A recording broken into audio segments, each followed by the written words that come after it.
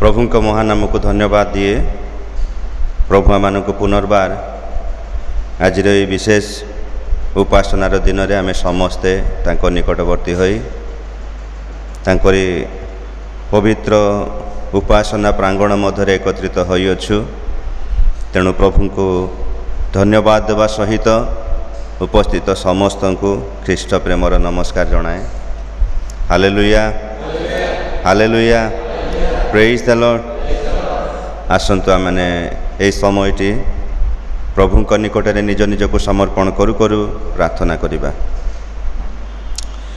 प्रेमिक प्रभु सदा प्रभु तुमे आमानकर आश्रय, तुमे आमानकर बल, तुमे आमानकर साहाय्यकारी, तुमे आमानकर एकमात्र प्रभु, समग्र जगतर सृष्टिकर्ता प्रभु परमेश्वर। तुमरी धन्यवाद करूअछु, तुमरी धन्यवाद करूअछु, गौरव करूअछु। अनुग्रह करिथिबारु प्रभु एही चलित वर्षर प्रभु द्वितीय मास आज तृतीय सप्ताह प्रभु तुमरी प्रांगण मध्य आम समस्ते एकत्रित हेउ हेउ प्रभु आम विश्वासर सहित तुमरी निकटवर्ती हो पारिछु। विश्वासर सहित प्रभु तुमरी शरणागत हो पारिछु। प्रभु तुमको धन्यवाद दूछु। आम प्रत्येक को प्रभु भिन्न भिन्न स्थान मध्य आकर्षण करी तुमरी पवित्र प्रांगण मध्य एकत्रित होगापाई देइअछ। हे सदा प्रभु तुमको धन्यवाद करूअछु। प्रभु प्रार्थना करूअछु राजा आज उपासना रे प्रभु तुमरी पवित्र उपस्थिति आम प्रत्येक को दिय। प्रभु आम तुम निमंते व्यवहृत हेबु। प्रभु तुमरी गौरव पाई व्यवहृत हेबु। प्रभु तुम्हें दया करी साहाय्य कर। आम अति दुर्बल प्रभु, आम ठारे अनेक प्रकार दुर्बलता अच्छी। प्रभु से समस्त प्रकार दुर्बल विषय गुड़िक आम ठारू दूर कर। प्रभु तुमरी पवित्र उपस्थिति द्वारा शक्तियुक्त भाव में प्रभु तुमरी गौरव पाई प्रभु आम व्यवहृत हेबु। प्रभु आम प्रत्येक को साहाय्य कर। प्रभु तुम्हें दया कर। प्रभु यही स्थान को आम आसीअछु। यही स्थान रे आम पाई आशीर्वाद अच्छी। यही स्थान रे आम पाई शांति अच्छी। यही स्थान रे आम प्रार्थना करू। प्रभु तुम्हें आमनकर प्रार्थना शुणिब। प्रभु तुमरी लोक माने जो विश्वास सहित प्रभु तुम निकट को आछंती प्रभु प्रत्येक को आहुरी बहुल रूपे आशीर्वाद कर। प्रत्येक हृदय मन को सबल कर। जो आशा आकांक्षा जो विश्वास भरोसा रखी प्रभु तुम निकट को आछंती प्रभु प्रत्येक मनोवांछा पूर्ण कर। जो माने असुस्थ, जो माने समस्या मध्य, जो माने चिंता मध्य, जो माने अभाव अनाटन प्रभु अनेक प्रकार परिस्थिति मध्य दे जीवा बेले तुम निकट में सबु विषय प्रार्थना विनती रखापी आछंती प्रभु प्रत्येक प्रति तुमरी कृपा दृष्टि वर्ताओ। तुमरी दयार दृष्टि आमर प्रत्येकटी विषय को परिवर्तन कर प्रभु। तेणु आम तुम निकट में प्रार्थना करूअछु। मंडली को आशीर्वाद कर। मंडलीर प्रति परिवार को आशीर्वाद कर। जो परिवार मानकर कौन प्रकार प्रभु समस्या, कौन प्रकार असुस्थता, कौन प्रकार चिंताजनक विषय रही प्रभु से सब तुम्हें दूर कर। प्रभु तुमरी लोक माने तुम प्रति उद्योगी हेबे। तुम निकट को आसु आहुरी प्रभु आत्मिक जीवन में प्रत्येक वृद्धि पाइबापी मंडलीर प्रत्येक को साहाय्य कर। प्रभु तुम्हें दया कर। प्रभु आज जेते समस्ते जोग देइछन्ति प्रभु प्रत्येक को नाम धरी आशीर्वाद कर। प्रत्येक सहवर्ती परमेश्वर हुआ। प्रत्येक को आहुरी प्रभु तुम निमंते प्रभु आहुरी उद्योगर सहित तुमरी गौरव पाए प्रभु तुमरी निकट को आसु आसु तुमरी आशीर्वादर कारण होगापाई प्रत्येक को साहाय्य कर। आज आमने प्रभु जेते समस्त स्थान में बसीअछु प्रभु प्रत्येक को आशीर्वाद कर। प्रभु आम शून्य हस्त आसीअछु तुमरी आशीर्वादर पूर्णता नहीं प्रभु आम निज निज गृह को बाहुड़बू। प्रभु आम प्रत्येक को साहाय्य कर।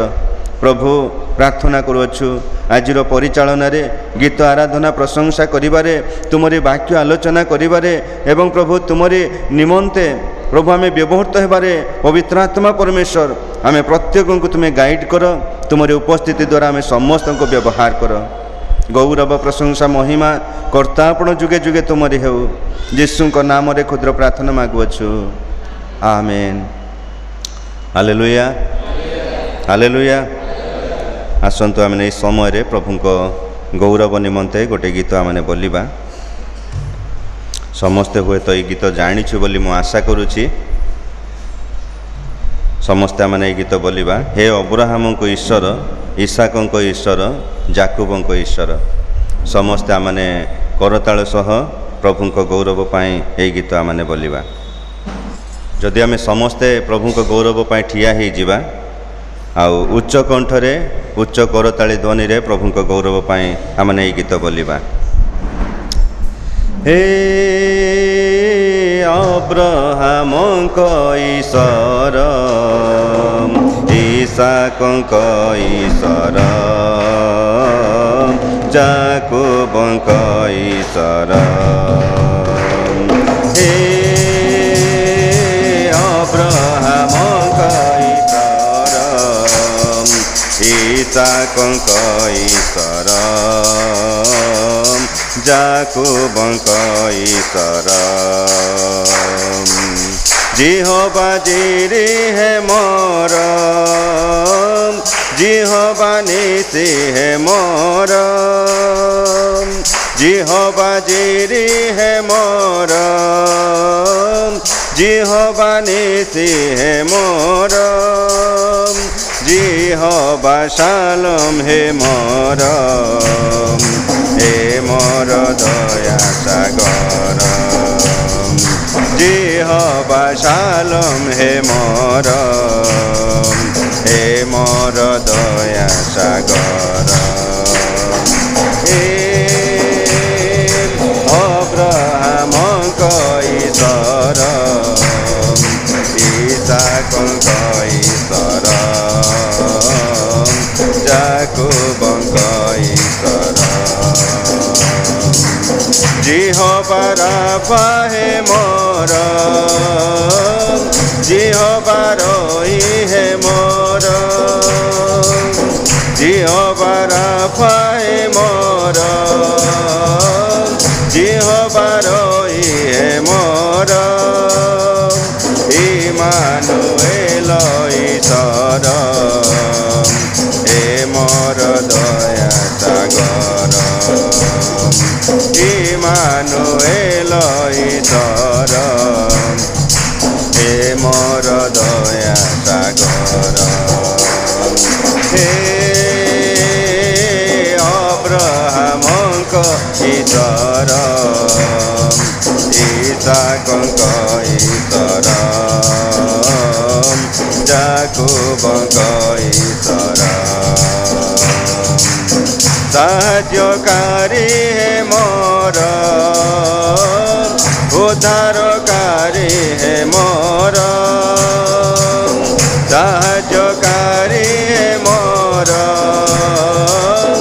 उद्धारकारी है मोर सुरक्षाकारी है मोर हे मोर दया सागर सुरक्षाकारी है मोर हे मोर दया सागर हे अब्राहम ईश्वर इसहाक ईश्वर याकूब ईश्वर हे अब्राहम ईश्वर इसहाक ईश्वर याकूब ईश्वर। हालेलुया हालेलुया प्रेज द लॉर्ड। धन्यवाद समस्ते बसी जीवा। प्रभुंकर महत नामर गौरव हो। प्रभु आमानंकु जेबे तांकरी प्रांगण मध्य को आह्वान करती आमे प्रत्येक को प्रभु तांकरी गौरव पाई प्रभु व्यवहार करती। आमे जेबे केबे केबे जदि आमे गीत गाई न थाओ एही स्थान को जेतेबेले आमे आसु आमे उच्च कंठरे गाइबा को मध्य आमे चेष्टा करि थाओ कारण प्रभुंकर उपस्थिति आमानंकर मनोबल को बढ़ाई दे थाए। Hallelujah hallelujah. तेणु जेते जेते आमे तांको निकटवर्ती हेबा सेते सेते प्रभुंक ठारे आहुरी शक्ति प्राप्त हेबाको लागिबा। प्रभु प्रत्येक को मध्य आशीर्वाद करंतु। एही समय आजिर ध्यान निमंते आमे प्रभुंक वाक्य पाठ करिबा। अनुरोध करी आम मध्य भाई सत्यानंद नायक से आसबे ଆଜିର ଶାସ୍ତ୍ରାଂଶ ସେ ପାଠ କରିବେ। ମାର୍କ ଲିଖିତ ସୁସମାଚାର 2 ପର୍ବ ପ୍ରଥମ ପଦରୁ 12 ପଦ ପର୍ଯ୍ୟନ୍ତ। प्रभु नाम धन्यवाद दूची। प्रभु सुंदर सुजोग देले। आज शास्त्रांश आम देखा मार्क लिखित सुसमाचार ता 2 पर्वर तार 1 पदरू आरंभ कर 12 पद शेष पर्यंत एटी एपरि लेखा अछि। केते दिन उतारे जीशु पुनर्बार कफरनाहुम प्रवेश करते से गृह अच्छी बोली जनरब है। सेतिरे एते लोक एकत्रित हेले जे द्वार पाखरे सुधा आउ स्थान रहिला नाही। पुणी से सेमानक निकटरे वाक्य प्रचार करने को लगिले। इतिमध्य लोके जड़े पक्षाघात रोगी की 4 जनकर द्वारा बुहाई ताहांक निकटक घेनी आसिले, किंतु भिड़ हेतु ताहांक पाखकु आनी न पारिबारु से जेउ स्थान रे थिले सही स्थान रे छात खोली काढ़ी पकाइले। आउ ताहा भांगी जेउ खटिया पक्षाघात रोगीटी शोइथिला ताहा ओल्हाई देले। जीशु सेमानकर विश्वास देखि सही पक्षाघात रोगी की कहिले, बश्य तुम्भर पाप सबु क्षमा करागला। किंतु शास्त्री मानक मध्यरु केतेक से स्थान रे बसी आपणा आपणा मनरे एहा तर्क वितर्क करुथिले, ए लोक काहींकि एपरि कहुअछि, से ईश्वरंकर निंदा करुअछि। केवल जनकर बिना अर्थात ईश्वर को बिना आउ किए पाप क्षमा करि पारे? से जे मने मने एपरि तर्क वितर्क करुअछंती ताहा जीशु निज आत्मा रे सही क्षणी ज्ञात होई सेमानकु कहिले, तुम्भे माने आपणा आपणा मनरे काहींकि ए समस्त तर्क वितर्क करुअछ? कौन सहज पक्षाघात रोगी की तुम्भर सबु पाप क्षमा करागला बोली कहिबा, किओबा उठ तुम्भर खटिया घेनी चाल बोली कहिबा? किंतु पृथ्वी रे पाप क्षमा करने मनुष्य पुत्रंकर जे अधिकार अछि एहा जेपरि तुम्भे माने जानी पार। एथिपाई से पक्षाघात रोगी की कहिले, मु तुम्भकु कहुअछि, उठ निज खटिया घेनी आपणा घर को चली जाओ। सेतिरे से उठी तत्क्षणते कटिया घेनी समस्तंकर साक्षात बाहरी गला। तहिरे समस्ते आश्चंबित होई ईश्वरंकर महिमा कीर्तन करू करू कहिले, आम्भे माने एपरि केबे हे देखि नथिलु। पढ़ते बाकरी जीशु आशीर्वाद कर।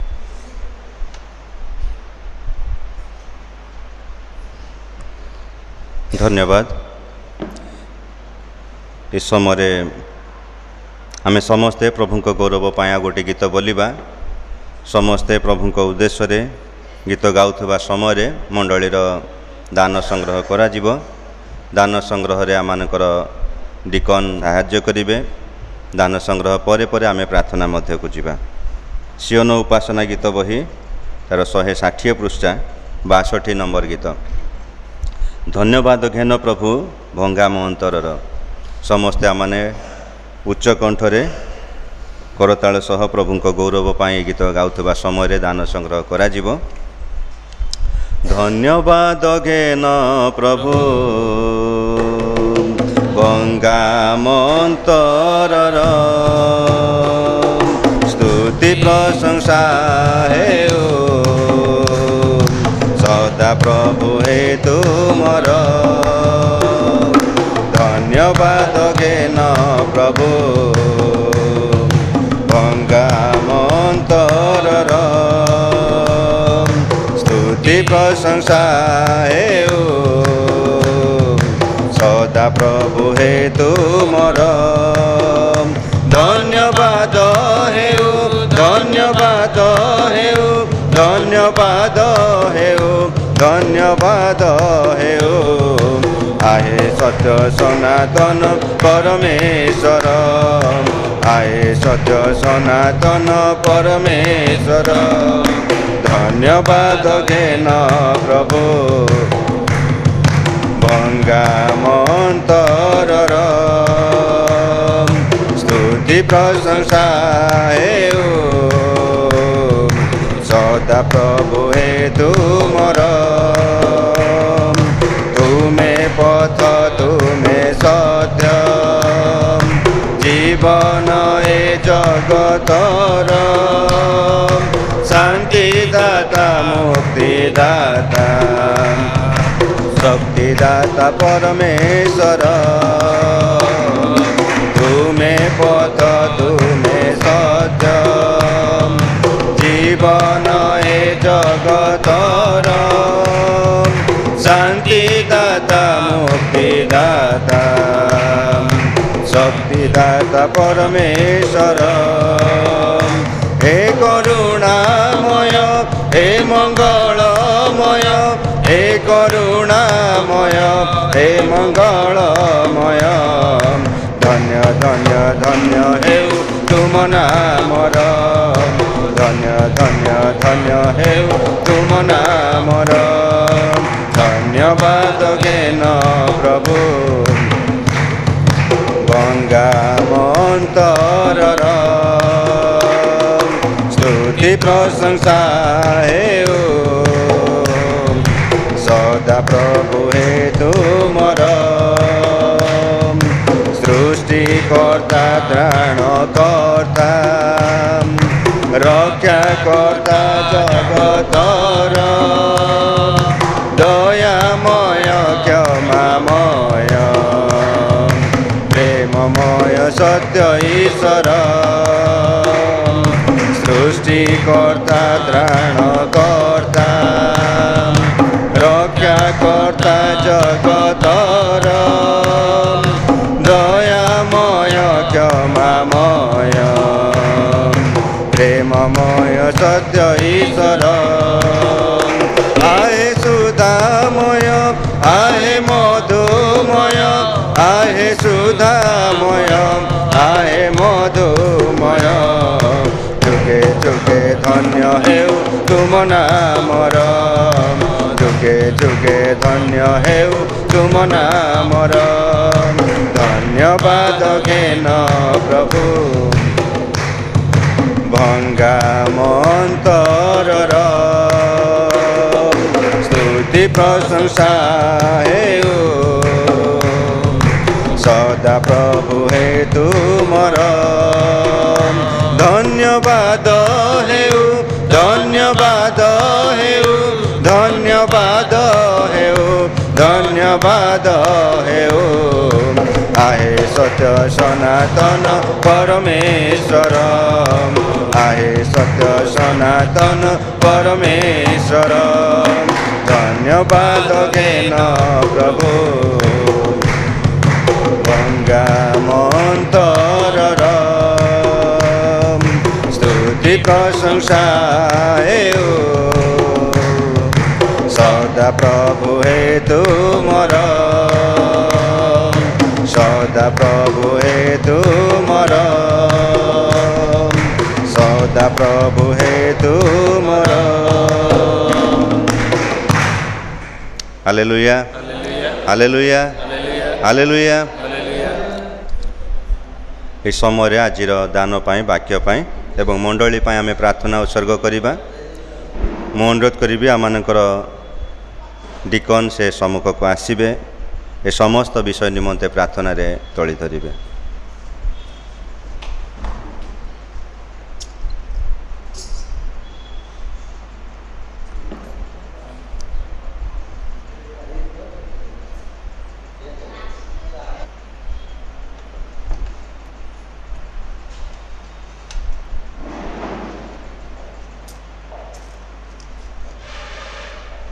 प्रार्थना को जीवा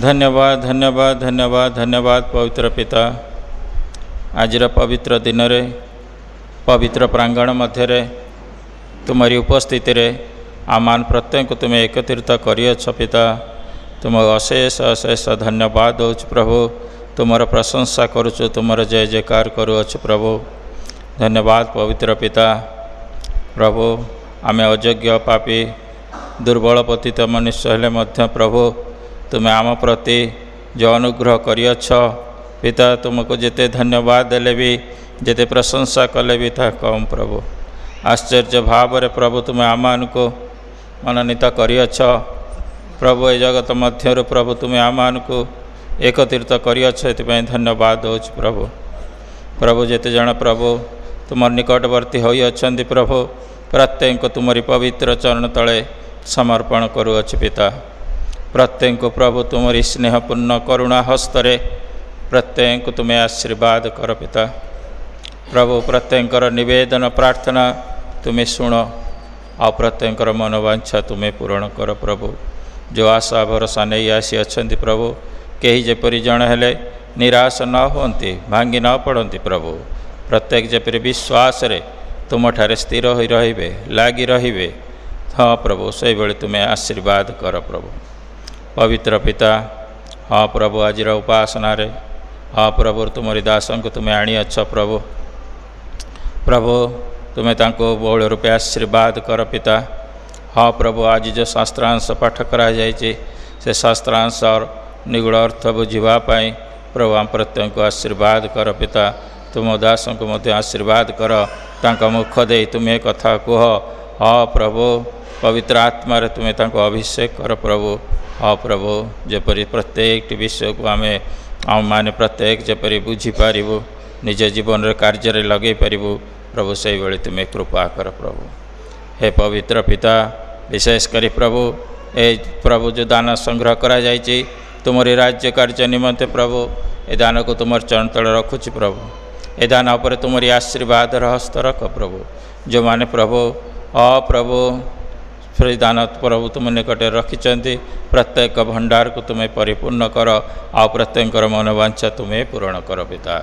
ହେ ପବିତ୍ର ପିତା, ଧନ୍ୟବାଦ ଦେଉଛି ପ୍ରଭୁ ଆଜିର ପ୍ରଭୁ ଉପାସନାରେ ପ୍ରଭୁ ତୁମରି ଉପସ୍ଥିତି ରଖିଥିବା ହେତୁ ଧନ୍ୟବାଦ ଦେଉଛି ପ୍ରଭୁ। ଏ ଉପାସନାର ସମସ୍ତ ଭାର ତୁମ ଚରଣ ତଳେ ରଖିଲି ପ୍ରଭୁ। ଆରମ୍ଭରୁ ଶେଷ ପର୍ଯ୍ୟନ୍ତ ଉପସ୍ଥିତ ରହିବ ବିଶ୍ୱାସ କରି ଧନ୍ୟବାଦ ଦେଇ ଜଗତର ପରିତ୍ରାଣକର୍ତ୍ତା ମୋର ପ୍ରିୟ ପ୍ରଭୁ ନାଜରିତ ପୁନରୁତ୍ଥିତ ଯୀଶୁଙ୍କ ନାମରେ ମାଗୁଅଛି ପିତା, ଆମେନ୍।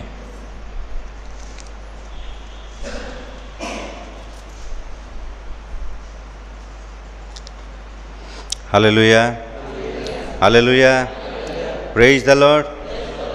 ପ୍ରଭୁ ଗୌରବାନ୍ୱିତ ହୁଅନ୍ତୁ। ଆଜି ବିଶେଷ ଆମମାନଙ୍କ ପାଇଁ ଏକ ପ୍ରଭୁ ଭୋଜର ଦିନ। ଆମେ ଅଳ୍ପ ସମୟ ପରେ ପ୍ରଭୁ ଭୋଜର ଅଂଶୀ ହେବା। ତା ପୂର୍ବରୁ ଆମେ ଆଜିର ବାକ୍ୟ ମଧ୍ୟକୁ ଯିବା। ଆଜିର ବାକ୍ୟ ନିମନ୍ତେ ଆମମାନଙ୍କ ମଧ୍ୟରେ ପ୍ରଭୁଙ୍କର ଦାସ କଟକଡ଼ିଆ ବାପ୍ଟିଷ୍ଟ ମଣ୍ଡଳୀର ସହପାଳକ ଆଚାର୍ଯ୍ୟ ରାଜଦୀପ ସାମଲ ଆମମାନଙ୍କ ମଧ୍ୟରେ ଉପସ୍ଥିତ ଅଛନ୍ତି। ତେଣୁ ମୋ ତରଫରୁ ଏବଂ ମଣ୍ଡଳୀ ତରଫରୁ ତାଙ୍କ ନିକଟରେ କୃତଜ୍ଞତା ଏବଂ ଭକ୍ତିପୂର୍ଣ୍ଣ ନମସ୍କାର ଜଣାଏ। କଟକଡ଼ିଆ ବାପ୍ଟିଷ୍ଟ ମଣ୍ଡଳୀ ସର୍ବଦା ଏହି ମଣ୍ଡଳୀ ପ୍ରତି ମନୋଯୋଗୀ, ଏହି ମଣ୍ଡଳୀ ପ୍ରତି ଅନେକ ବିଷୟ ଚିନ୍ତା କରନ୍ତି। ତେଣୁ କଟକ ମଣ୍ଡଳୀର ପାଳକମାନଙ୍କୁ ସହପାଳକମାନଙ୍କୁ ମଧ୍ୟ ଏହି ବିଶେଷ ଉପାସନା ନିମନ୍ତେ ସେମାନେ ପଠାନ୍ତି। ତେଣୁ ମଣ୍ଡଳୀ ନିକଟରେ ମଧ୍ୟ କୃତଜ୍ଞତା ଏବଂ ଧନ୍ୟବାଦ ଜଣାଏ। ପ୍ରଭୁ ମାତୃମଣ୍ଡଳୀକୁ ମଧ୍ୟ ବହୁଳ ରୂପେ ଆଶୀର୍ବାଦ କରନ୍ତୁ। ଏହି ସମୟରେ ମୁଁ ଅନୁରୋଧ କରିବି ଆମମାନଙ୍କ ମଧ୍ୟରେ ପ୍ରଭୁଙ୍କର ଦାସ ଉପସ୍ଥିତ ଅଛନ୍ତି, ସେ ଆସିବେ ଏବଂ ଆଜିର ମନୋନୀତ ବାକ୍ୟ ମଣ୍ଡଳୀ ନିକଟରେ ପ୍ରକାଶ କରିବେ।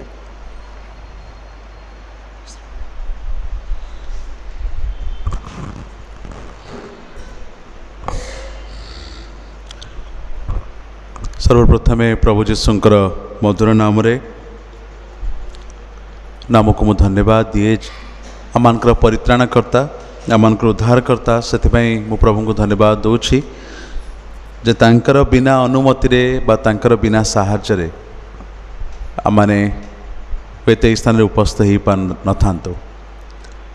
जेहेतु से आम को प्रेम कले, से आम को आह्वान कले, से आम को ये गोटे सुजोग देले, से आम ए स्थान बसी पारिछु। आज आम जब ये स्थान एकाठी हो प्रभुंकर गौरव, कारण से आम को अनेक मध्य आह्वान दे स्थान को कढ़े आनी। प्रभु गौरव पातु। आम समस्त कह हालेलुया, हालेलुया। प्रभुंकर महानाम को धन्यवाद दिए। ता सहित उपस्थित मंडलीर पालक महाशय, आम मंडलीर दीकन महाशय अच्छा वयोज्येष्ठ मान मध्य आउ प्रत्येक प्रभुंकर दासदासी मानक मु आज ख्रीष्ट प्रेम नमस्कार जनाए। आज यही विशेष उपासना को प्रभु भोजर उपासना को आपण स्वागत जनाए। प्रेम आज जो अंशटी आम संक्षिप्त चिंता निमंते पाठ कलु, मार्क लिखित सुसमाचार तार 2 अध्याय 1 पदरु 12 पद। एक अति गुरुत्वपूर्ण अंश अटे।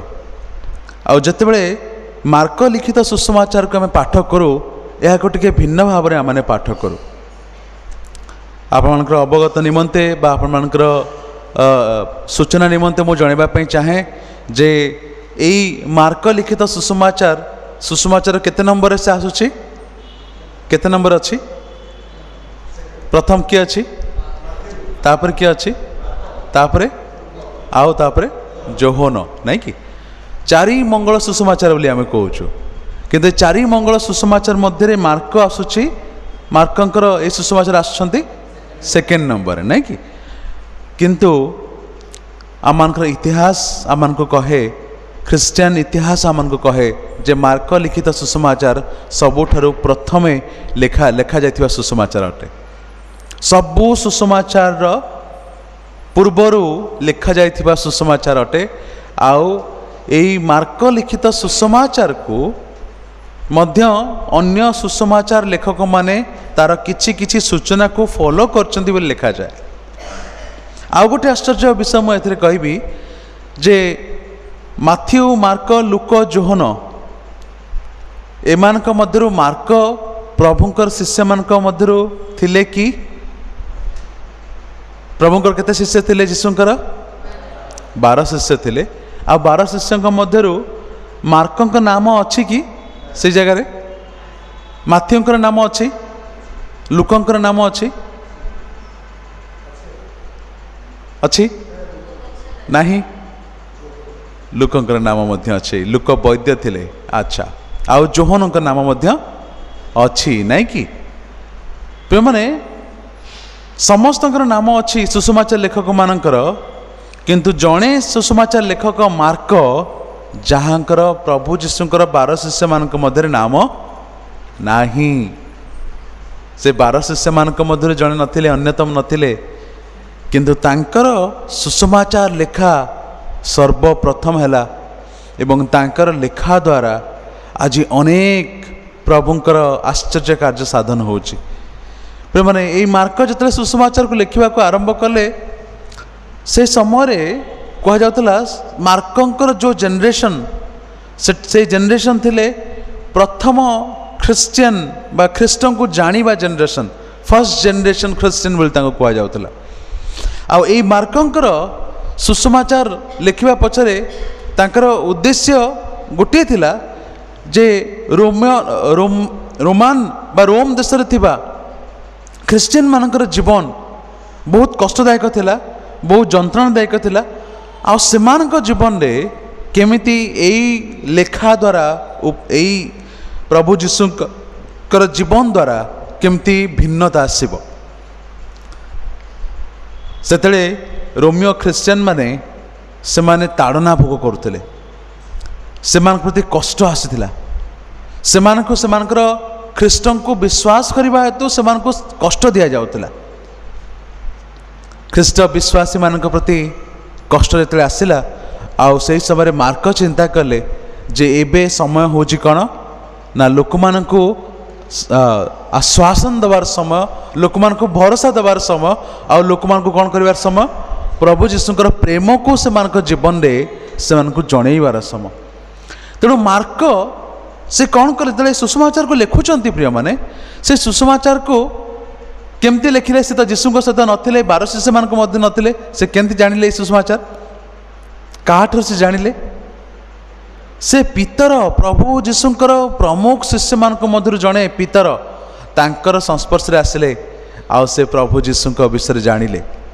तेणु कह जाए अधिकांश तांकर लेखा गुड़िक से तांकर जो सूचना गुड़िक से पाइथिले ताहा पितरंक पाखरु जानिथिले प्रभु जीशुंक विषय ए जन पाखरु शुणिले ताकु लेखिले ताकु विश्वास कले प्रथम तापर ताकु लेखिले जमती अन्य माने मध्य विश्वास करि परिबे अन्य माने मध्य जीशुंकर विषय जानि परिबे।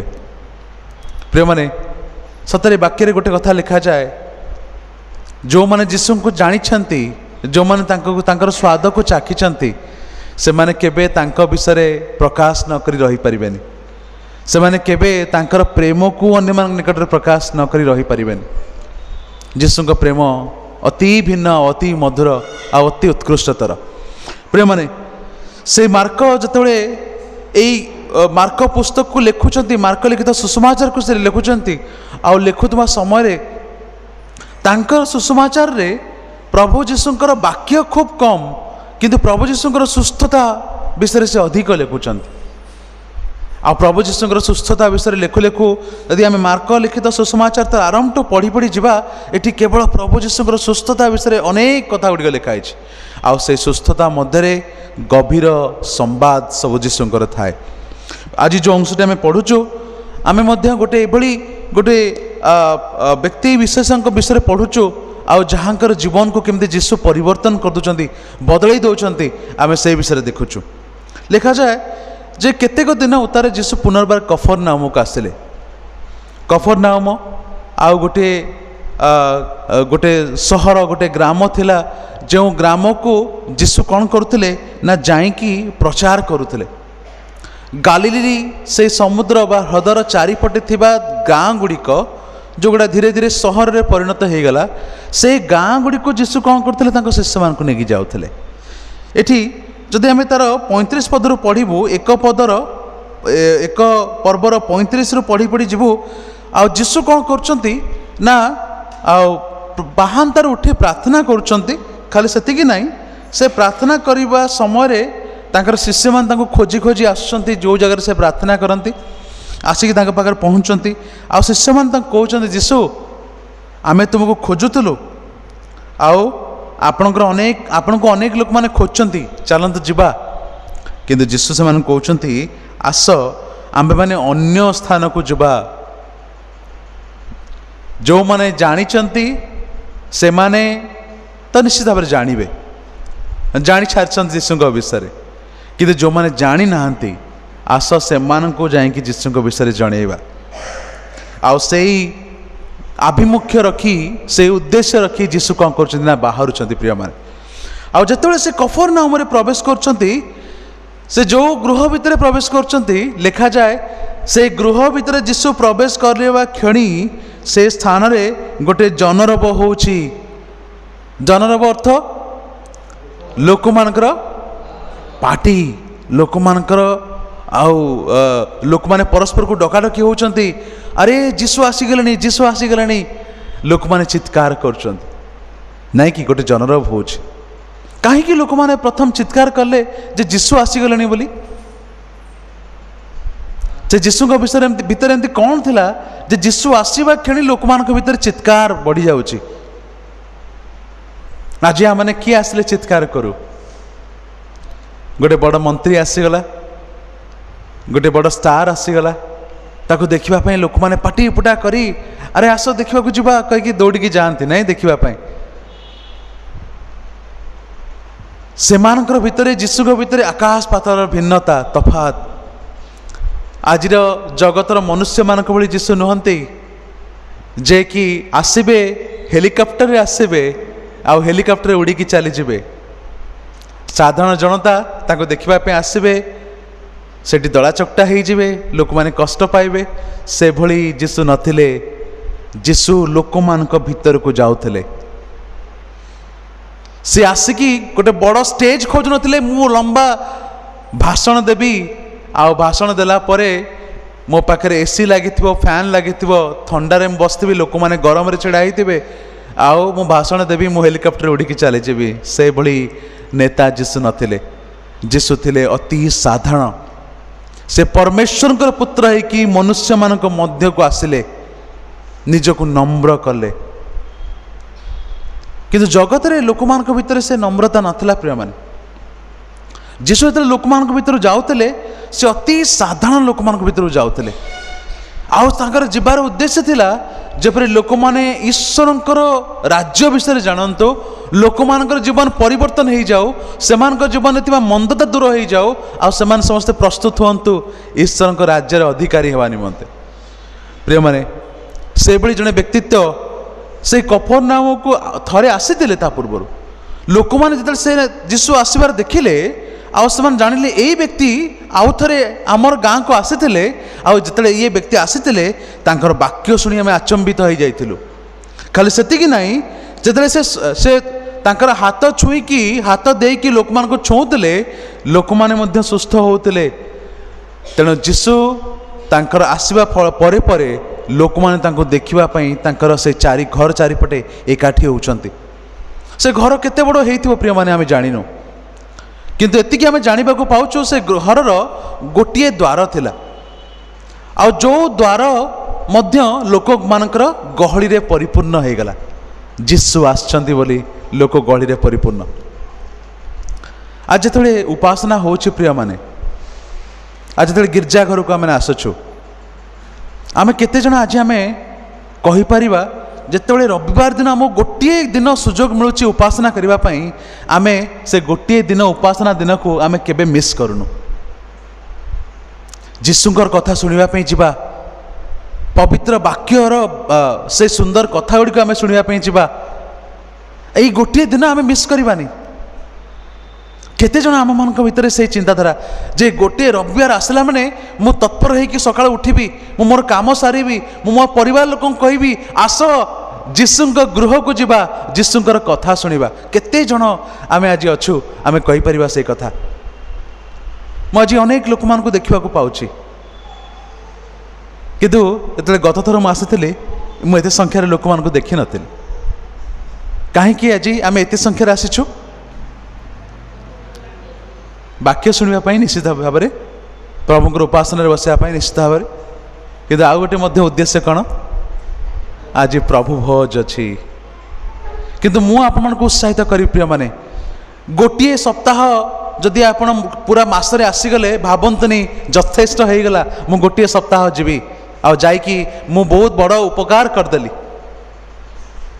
କାହାର ଆପଣ ଉପକାର କରିନାହାନ୍ତି, କିନ୍ତୁ ଆପଣ ପ୍ରବଞ୍ଚନା କରୁଛନ୍ତି। ଯେତେବେଳେ ଆପଣ ଗୋଟିଏ ସପ୍ତାହ ବା 2ଟା ସପ୍ତାହ ସମୟ ଥିଲେ ଯିବି ବୋଲି ଭାବିକି ଗିର୍ଜାକୁ ଆସନ୍ତି, এই গির্জা উপাসনাକୁ ଆସିବା ପାଇଁ ମନ ଭିତରେ ଆଗ୍ରହ ଥିବା ଦରକାର। ଯେ ଯେଉଁଠି ଯୀଶୁଙ୍କର କଥା ହେଉଛି, ଯେଉଁଠି ଯୀଶୁଙ୍କର ବାକ୍ୟ ପ୍ରଚାର କରାଯାଉଛି, ଯେଉଁଠି ଯୀଶୁଙ୍କର ବିଷୟରେ କୁହାଯାଉଛି, ଯେଉଁଠି ମୁଁ ଗଲେ ମୁଁ ସୁସ୍ଥତା ପାଇପାରିବି, ଯେଉଁଠି ମୁଁ ଗଲେ ବାକ୍ୟ ଶୁଣିକି ମୋ ମନ ଭିତରେ ମୁଁ ଶାନ୍ତି ପାଇବି, ଆନନ୍ଦ ପାଇବି, ମୁଁ ସେହି ସ୍ଥାନକୁ କ'ଣ କରିବି? ଦୌଡ଼ି ଯିବି। ଯେତେ କାମ ଥାଉ ନା କାହିଁକି, ଯେତେ ମୋର ଏନଗେଜମେଣ୍ଟ ଥାଉ ନା କାହିଁକି, ରବିବାର ଆସିଲେ ମୁଁ କିଛି ଶୁଣିବି ନାହିଁ, ମୁଁ ଯୀଶୁଙ୍କ ପାଖକୁ ଦୌଡ଼ି ଯିବି। ପିଲାମାନେ, ଯେତେବେଳେ ମୁଁ ସାନ ଥିଲି ମୋର ମା ସବୁବେଳେ ମୋତେ କହନ୍ତି, ଦେଖ ତୁ ସପ୍ତାହ ସାରା ଟ୍ୟୁସନ୍ ଯା, ସପ୍ତାହ ସାରା ସ୍କୁଲ ଯା, କିନ୍ତୁ ରବିବାର ଆସିଲେ କେବେ ଗିର୍ଜା ଘରକୁ ଯିବା ପାଇଁ ଭୁଲିବୁ ନାହିଁ। ଆମର ଅନେକ ସମୟରେ ସଣ୍ଡେ ଦିନ ସଣ୍ଡେ ସ୍କୁଲ ଆମର ହୁଏ, ସକାଳୁ ସକାଳୁ ସଣ୍ଡେ ସ୍କୁଲ ହୁଏ, ଆଉ ସଣ୍ଡେ ସ୍କୁଲରେ ମୁଁ ବହୁତ ଆଗ୍ରହ ସହିତ ସଣ୍ଡେ ସ୍କୁଲ ଯାଏ। ଗୋଟେ ସମୟ ଆସିଲା ଯେତେବେଳେ ମୋର କ୍ଲାସ୍ ବଢ଼ିବାକୁ ଲାଗିଲା, ଆମର ଯେଉଁ ଜାଗାରେ ମୁଁ ଟ୍ୟୁସନ୍ ହେଉଥିଲି ସେ ଜାଗାରେ ଟ୍ୟୁସନ୍ ମାଷ୍ଟର କହିଲେ ଯେ ସଣ୍ଡେ ଦିନ ଆଉ ଆମର ସକାଳୁ ଟ୍ୟୁସନ୍ ହେଉଛି, ଆଉ ତୁମେ ଟ୍ୟୁସନ୍ ଆସିବ। ମୋ ମାଆକୁ ଆସି ଜଣେଇଲି, ଆଉ ମୋ ମାଆ ଗୋଟେ ସୁନ୍ଦର କଥା ମୋତେ ସେଦିନ କହିଲେ ତୁ ପରୀକ୍ଷାରେ ପଛେ ତୋର 2-3 ମାର୍କ କମ୍ ହେଇଯାଉ, ତୁ ପଛେ ପରୀକ୍ଷାରେ ତୁ ଯେତିକି ମାର୍କ ରଖିବା କଥା ତାଠୁ ଆହୁରି କମ୍ ମାର୍କ ରଖ, କିଛି ଅସୁବିଧା ନାହିଁ, କିନ୍ତୁ ସଣ୍ଡେ ସ୍କୁଲ ଯିବା ଭୁଲିବୁ ନାହିଁ। ଯେତେବେଳେ ଆମେ ପ୍ରଭୁଙ୍କ ପାଇଁ ସମୟ ଦେଉ, ପ୍ରଭୁ ମଧ୍ୟ ଆମମାନଙ୍କ ପାଇଁ ସମୟ ଦିଅନ୍ତି। ହାଲେଲୁୟା। ଯେତେବେଳେ ଆମେ ପ୍ରଭୁଙ୍କ ପାଇଁ କିଛି କରୁ, ପ୍ରଭୁ ମଧ୍ୟ ଆମମାନଙ୍କ ଜୀବନରେ କିଛି କରନ୍ତି।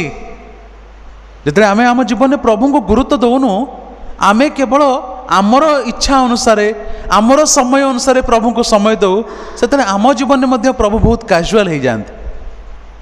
ଦାଉଦ କହିଲେ, ଯେତେବେଳେ ମୋତେ ଲୋକମାନେ କହନ୍ତି ଆସ ଆମେ ପରମେଶ୍ୱରଙ୍କ ଗୃହକୁ ଯିବା, ସେତେବେଳେ ମୁଁ ଆନନ୍ଦିତ ହେଲି ବୋଲି ଦାଉଦ କହନ୍ତି ଗୀତ ସଂହିତା 122ରେ। ଦାଉଦ ମଧ୍ୟ କହନ୍ତି ଗୀତ ସଂହିତା 23ର ଶେଷରେ, ଶେଷ 6 ପଦରେ କହନ୍ତି, ମୁଁ ସର୍ବଦା ସଦାପ୍ରଭୁଙ୍କ ଗୃହରେ ବାସ କରିବି। କି ମନୋହର ସେ ସ୍ଥାନ, କି ସୁନ୍ଦର ସେ ସ୍ଥାନ! ପରମେଶ୍ୱରଙ୍କ ଗୃହ ପ୍ରତି ପ୍ରେମ, ପରମେଶ୍ୱରଙ୍କ ବାକ୍ୟ ଶୁଣିବା ପ୍ରତି ଆଗ୍ରହ, ଏ ବିଷୟ ସମସ୍ତଙ୍କ ପାଖରେ ନଥାଏ ପ୍ରିୟମାନେ, କିନ୍ତୁ ଅନେକ ଆହୁତ ମାତ୍ର ଅଳ୍ପ ମନୋନୀତ ଲୋକମାନଙ୍କୁ ପ୍ରଭୁ ବାଛନ୍ତି।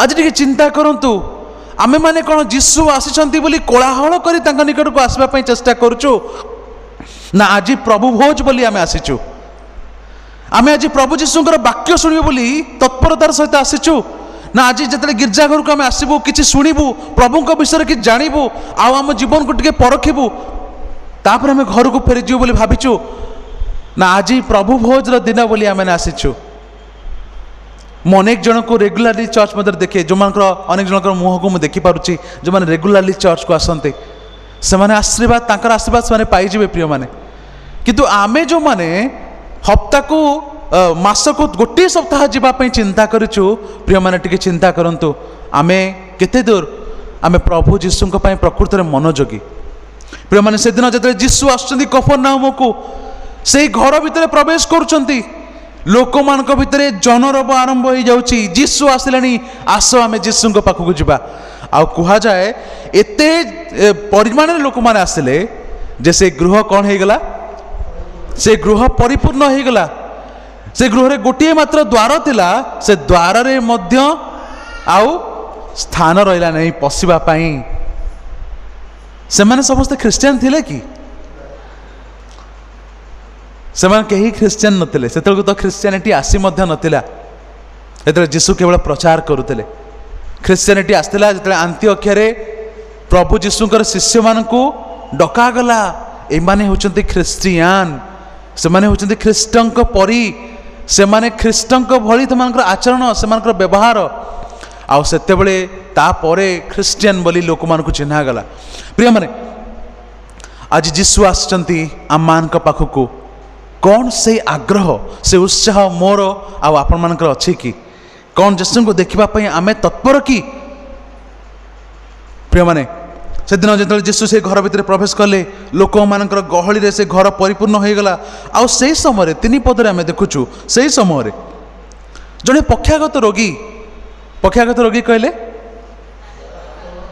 चाली बुली पार नथिबो ताकू इंग्लिश रे आम गोटे रोग बोली कहू पैरालाइसिस बोली कहू पैरालाइसिस 2 प्रकार थाए गोटे वन साइड पैरालाइसिस है आ गोटे डबल साइड दी साइड पड़ जाए अंग पड़ जाए बोली लोक मैंने कहती अंग पड़ जाए नहीं कि आउ जिते बड़े गोटे पक्षागत रोगी को बुहा है कहते से रोगी निश्चित भाव में तार सबुजाक अंग पड़ जाइए तार पाटी चलुव से कथा कही पारुथुव किंतु से कौन सी विषय कार्य से कर पार नथिबो बा एमिति मध्य अनेक पक्षाघाती रोगी मैंने अच्छा जो मैंने कथा कही पारती से जानती बुझंती देखती सबू करती किंतु से कथा कही पारती ना तांकर भाव को व्यक्त कर पारती यही गोटे पक्षाघात रोगी जे संपूर्ण भाव में असहाय अवस्था ताको 4 जन बोहिकी आणुचंती से समय तो आउ गाड़ी नथिला एम्बुलेंस नथिला से समय लोक मैंने बोही बोही जानी से केते दूर ताको बोही बनी आनी केते बाटर से आग्रह सहित जीशु पाखक आउ जिते से पक्षागत रोगी को बोहिकी जीशु निकट को आणुचंती से देखुचंती जे भीड़ से घर भीड़ आउ भीड़ हेतु से जीशु पाखक आनी पारे नहीं से जो स्थान थिले आउ से स्थान से कहले छिड़ा हो गले प्रिय जिते से घर भितर प्रवेश करने चेष्टा करुवे लोक मान जो कहते भाई भौणी टिके आम को जगह दिंतु टिके साइड दिंतु आम टिके भीतर को जीवा जीशु आसचंती आम ये लोक टिके बहुत बाटर बोहिकी आनीचु दयाकोरी आम टिके छाड़ी दिंतु से दिन किंतु कहीं कौन कला नहीं से भीतर को जीवा देले नहीं से भीतर को जीवा देले नहीं प्रिय मैंने चिंता करंतु जो माने जीशु पाखक आसचंती जीशुंकर वाक्य शुणा आसचंती जीशु पाखर सुंदर सुंदर कथा गुड़िक शुणी निज जीवन को परिवर्तन करने आसचंती सेही लोक माने गोटे असहाय लोक को भीतर को जीवा को दौना यार अर्थ कौन बुझीपार्टी यार अर्थ सीधा सड़क आम को बुझाए प्रिय माने आमे माने जो माने आमे ख्रीष्ट विश्वासी अनेक समय आम जीशुंकर अति निकट थाऊ दिन राति आम वाक्य शुणु गिरजा को लोक माने आसंतु कि न आसंतु घरे रहीकि लोक माने वाक्य शुणती एमिति मध्य लोक मान को जानी जो माने दिन को 5टा कि 6टा वाक्य सकाळु नहीं राति पर्यंत से शुणती किंतु जीवन रे कौन सी परिवर्तन न थाए ସେମାନଙ୍କର ଆଚାର ବ୍ୟବହାରରେ ଚାଲିଚଳନରେ କୌଣସି ଭିନ୍ନତା ନଥାଏ। କେବଳ ବାହ୍ୟିକ ସେମାନଙ୍କର ଧର୍ମକର୍ମ ଆଉ ଧର୍ମନୀତି। ସେମାନେ ଅନ୍ୟମାନଙ୍କ ପାଇଁ ପ୍ରକୃତରେ ପ୍ରତିବନ୍ଧକର କାରଣ ହୁଅନ୍ତି, ବାଧାର କାରଣ ହୁଅନ୍ତି। ସେମାନେ ଅନ୍ୟମାନଙ୍କୁ ଯୀଶୁଙ୍କ ନିକଟକୁ ଆସିବା ପାଇଁ ସେମାନେ ଦିଅନ୍ତି ନାହିଁ। ପ୍ରଥମ ହେଉଛି ସେମାନଙ୍କର ଜୀବନ। ସେମାନଙ୍କର ଜୀବନ ଗୋଟେ ଖ୍ରୀଷ୍ଟ କୈନ୍ଦ୍ରିକ ଜୀବନ ହେଇପାରେନି। ସେମାନଙ୍କର ଜୀବନରେ ଖ୍ରୀଷ୍ଟଙ୍କର ସ୍ୱଭାବ ନଥାଏ, ଖ୍ରୀଷ୍ଟଙ୍କର ପ୍ରେମ ନଥାଏ, ଖ୍ରୀଷ୍ଟଙ୍କର ଆଚରଣ ନଥାଏ। ଆଉ ସେଥିପାଇଁ ସେମାନେ ଖ୍ରୀଷ୍ଟଙ୍କୁ ଜୀବନରେ ପ୍ରକାଶ କରିପାରନ୍ତିନି, ଯାହାଫଳରେ ଅନ୍ୟମାନେ ଯେଉଁମାନେ ଯୀଶୁଙ୍କ ନିକଟକୁ ଆସିବା ପାଇଁ ଚେଷ୍ଟା କରୁଥାନ୍ତି ସେମାନେ ଅନେକ ସମୟରେ ଏଇଭଳି ବିଶ୍ୱାସୀମାନଙ୍କ ପାଖରୁ ବାଧା ପାଆନ୍ତି, ଆଉ ସେମାନେ ଯୀଶୁଙ୍କ ପାଖରୁ ଦୂରକୁ ଚାଲିଯାଆନ୍ତି। ସେଦିନ କିନ୍ତୁ ଏଇ ଯେଉଁ 4 ଜଣ ଲୋକ ଆସିଲେ, ସେମାନଙ୍କ ସାମ୍ନାରେ ସେମାନେ ଲୋକମାନଙ୍କର ପ୍ରତିବନ୍ଧକ ଦେଖି ସେମାନେ ପଛକୁ ଘଟିଗଲେ ନାହିଁ। ସେମାନେ କହିଲେ ଲୋକମାନେ ତ ଆମ ପ୍ରତି ବହୁତ ନିଷ୍ଠୁର, ଆମେ ଭିତରକୁ ଯିବା ପାଇଁ ଚେଷ୍ଟା କରୁଛୁ କିନ୍ତୁ ସେମାନେ ଆମକୁ ଭିତରକୁ ଯିବା ପାଇଁ ଦେଉନାହାନ୍ତି। ତେଣୁ ଆମେ କ'ଣ କରିବାନି, ଆମେ ଆଉ ଯୀଶୁଙ୍କ ପାଖକୁ ଯିବାନି, ଆମେ ଫେରିଯିବା। ଏମିତି ସେମାନେ କହିଲେ କି ପ୍ରିୟମାନେ? ନାଇଁ, ସେମାନେ କହିନାହାନ୍ତି। ମାତ୍ର ସେମାନେ କ'ଣ କଲେ? ସେମାନେ 4 ପଦରେ ଲେଖାଯାଏ, କିଏ ଜଣେ ଯୋଉ ବଡ଼ ପାଟିରେ ଟିକେ ପଢ଼ିଦେବେ, 4 ପଦରେ କ'ଣ ଲେଖାଯାଏ?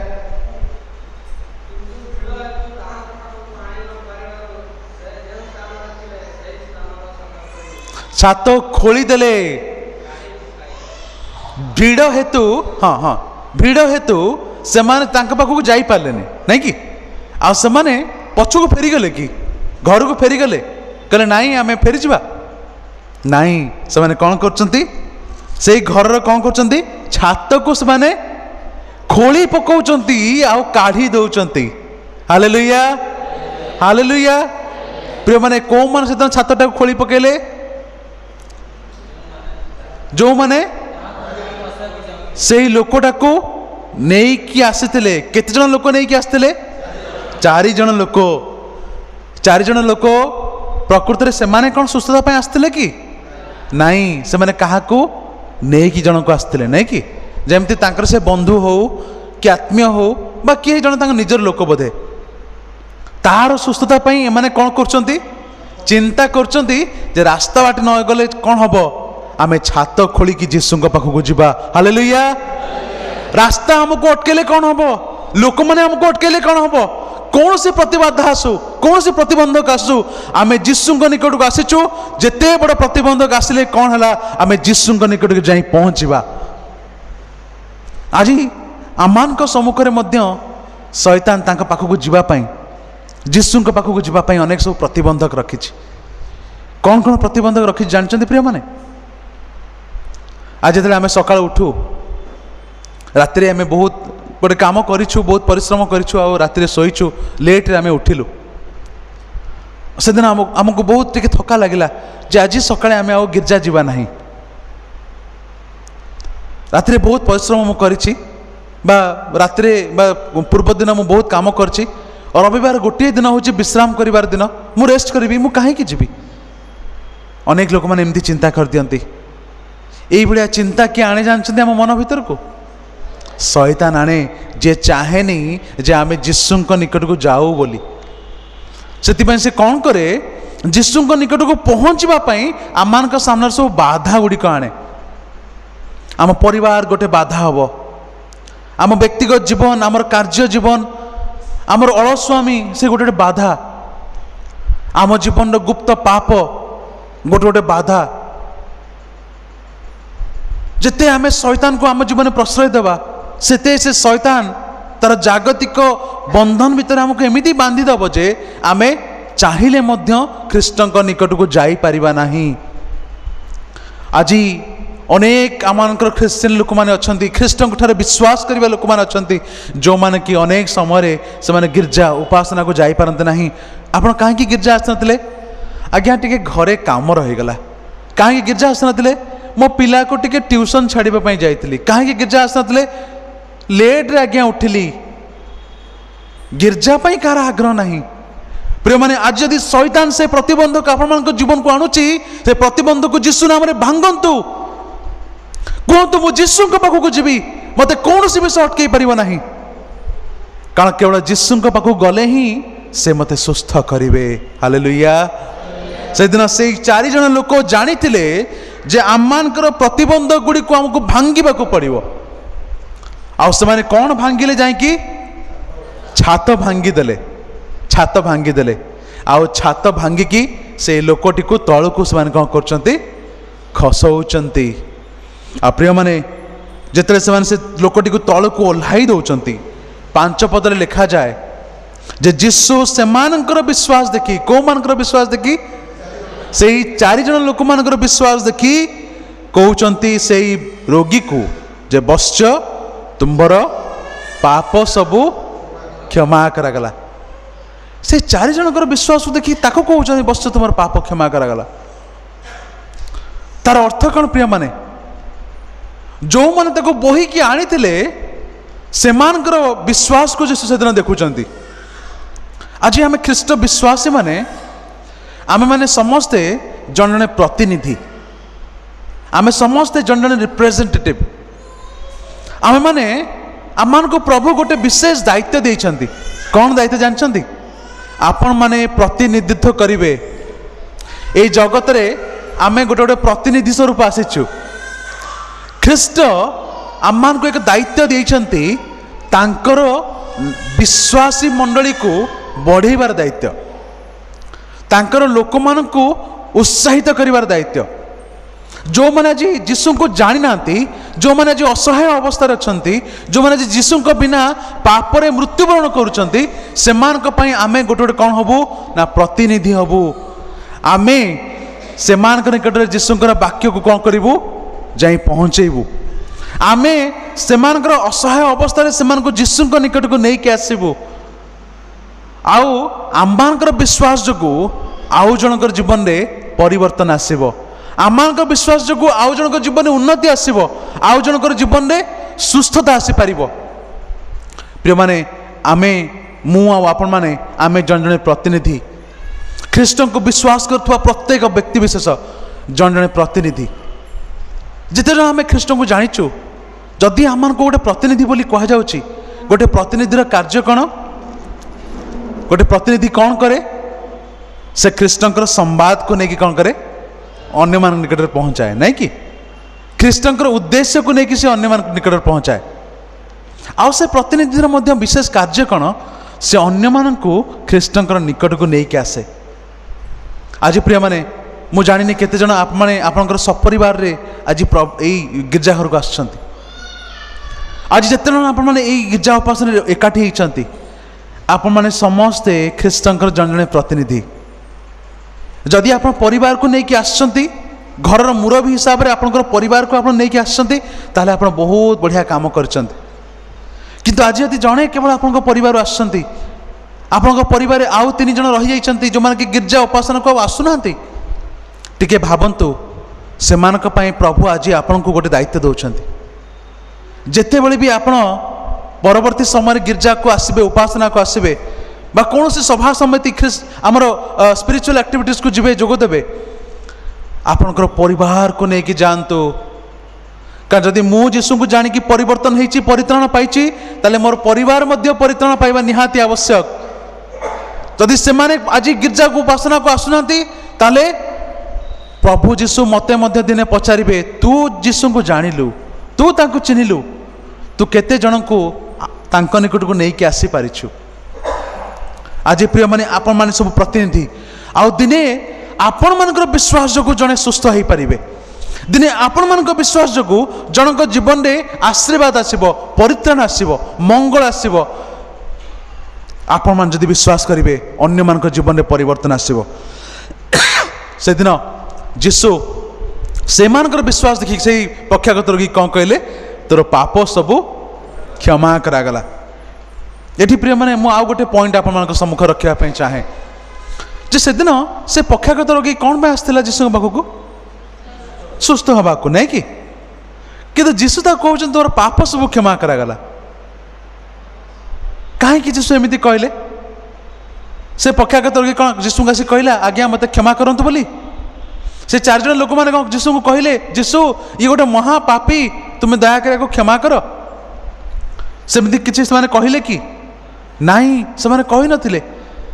किंतु जीशु जो से व्यक्ति को देखिले जीशु जानिले से लोकटीर जो रोगटी होईची से रोगर कारण अन्य कौन विषय नुहे मात्र से लोकर निजर पाप। जो पाप को से दिन से 4 जन लोक देखी पार नथिले, जो पाप को हुए तो से व्यक्तिर घर लोक देखी नथिबे, जो पाप को अन्य कई देखी नांती ताको जीशु देखी पारिले। तेणु वाक्य लिखा जाए प्रथम सामुएल 16:7 रे जे मनुष्य बाह्य रूप देखे मात्र परमेश्वर कौन देखती आमर अंतर देखती आमर हृदय को देखती। आम यही स्थान में बसीचु आम सीना इे वाक्य आड़े मनोनिवेश करें अनेचु वाक्य आड़े समस्ते मो आड़े अनेचंती किंतु कहार मन में कौन चलती आम जानिनु।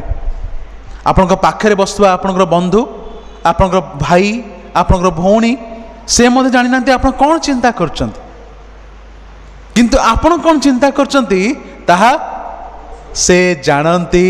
हालेलुया। आपणकर मन में कौन अच्छी ताहा कहीं न जानले मध्य से जानती। से दिन जीशु जानिले जे से व्यक्तिटीर शारीरिक सुस्थता दबा पूर्वर ताको शारीरिक भाव में सुस्थ करने पूर्वर तार गोटे विषय सुस्थतार आवश्यकता अच्छी। जीशु से दिन तार पाप क्षमा हैनी बोली जानी आउ से पाप क्षमा करने कथा एपाई कहले जे जिते से लोकटर मुह को जीशु देखुंती ता मुहरे गोटे विकल आतुर स्वर को जीशु जानी पार्छंती। तार अंतर मध्य गोटे स्वर कांदुची जे जीशु मु गोटे बड़ पापी मोर पाप को नहीं कि मु आसी तुम निकट को जीशु मु क्षमा पाइबा चाहूँगी। सेदिन से लोकटी हुए तो कही पार नथिबो मु पाप करिछि आ से पाप जोगु मु एते बड़ दंड गोटे पाइछि से कहा को कही पारनी किंतु प्रिय माने जीशु सेदिन देखि पारले से पाप करिछि बोली ता भीतर मंदता अछि बोली जीशु देखि पारले आ जीशु से तार मुह को देखि जानी देले जे ई लोकटी विकल भाव में चित्कार करुछि मो पाप को क्षमा कर मो पाप को क्षमा कर। मु गोटे एमिति पाप कर देछि जो पाप क्षमा हेइनी मु जनक विरुद्ध एमती गोटे किसी विषय कर देछि जार क्षमा अभिजय मत मिलनी से विषय पर मु कष्ट पाउछि। से से लोकटर आकुल चित्कार को अंतर आकुल चित्कार को जीशु देखी पारे। प्रिय माने आज आज केते जण आम ये बसीचु आम कहीपर जे आम कौन ना कौन मुहूर्त लोक मान सामने हो बा लुकायित भाव हो बा अंधकार हो बा गुप्त भाव हो आम पाप करिछु। आम पाप को कहीं देखी ना मु कौन पाप करी गुप्त भाव में प्रकाश से मो पाप को कहीं देखी ना से पाप को कहीं न देखिले मध्य से पाप को जड़े देखी जिते मु निकट को आसुची मु कौन जीशु पाखे कांदी कांदी कहूँ जीशु आज मु तुम चरण तक एपाई आसी जेपरी तुम्हें मो पाप को क्षमा कर पार मो दोष दुर्बलता को तुम्हें क्षमा कर पार कारण मो दोष पाई मो पाप पाई आज मो परिवार रे समस्या शेष होनी मो पाप पाई आज मो घरे प्रॉब्लम शेष होनी मो पाप पाई आज बड़ बड़ रोग मो परिवार अच्छी मोर पाप पाई मो घरे दुख छाड़ुनी आज मो पाप अनेक विषय करि पारे। प्रिय माने आम जिते पाप करूँ प्रिय माने से पाप आम को बांधी पकाए आ से पाप द्वारा आम माने कौन पाऊ कष्ट पाऊ। वाक्य लिखा जाए पापर वेतन मृत्यु बोली जो माने पाप करती से माने पापर दासत्व बंधन रे बांधी जाती आ पाप से को कौन करे धीरे धीरे तार पथरे नहीं जाए। टिके चिंता करंतु अपभय पुत्र विषय से पिता पाखे थिला नहीं कि किंतु दिने से पिता को मागुची कौन मोर भाग मत दे दियो आ से नहीं कि कौन कर दूर देश को पलि जाउची आ लिखा जाए कौन से कदाचार रे सबू उड़े दउची तापर ता जीवन में कौन आसुची प्रिय माने सेठी मरुड़ी पड़ुची बा दुर्भिक्ष पड़ुची आ दुर्भिक्ष रे से खाइबा को पाउनी एमिति अवस्था आसुची गोटे समय रे से घुसुरी माने जो सीम को खाती से सीम खाइबा से चिंता करुची पेट पड़ जाउची खाइबा को नहीं मु कौन करी भोकरे मु मरी जाउची आउट पाउट होउची मु कौन करी मते से घुसुरी मानकर सीम दरकार ताकू हुए तो मु खाइकी बंचीबी किंतु प्रिय माने से दिन मध्य से रियलाइज करुची जे मो पितांक गृह केते खाद्य नष्ट होउथबो जो मान तांको घरे काम करंती सेमानकर मध्य खाद्य नष्ट होउथबो मो पितांक निकट को फेरिबी। प्रिय माने आज से फेरिबार आत्मा प्रभु आम को दिंतु। आमे आज आम पितांक निकट अनेक दूर को चली जाइछु। आज आम पापर दासत्व बंधन में बांधे जाइछु। आम जीवन एते भयंकर भयंकर पाप सब आम करिछु जहाँ कहीं देखी पारंतनी किंतु मु जाने मु से पाप करिछि। मोर अंतर जानी 4 वर्ष तले 5 वर्ष तले 10 वर्ष तले वर्षक तले मु कौन पाप सब करिछि बा आज मध्य मु कौन कौन पाप से घर भितर गुप्त भाव में रही करुच्ची बा प्रकाश रही करुच्ची केही देखि नांती किंतु मो प्रभु ता देखुचंती। आमे जगत सामने नुची जाई परिबा किंतु प्रभु को नुचई दे परिबा नाही। प्रिय माने जदि आज आपण माने पाप करिसंती जिसु आपण को डाकुचंती मोर पुओ मोर झियो मो निकट को आसे मु तोर पाप क्षमा करबा ପାଇଁ चाहे।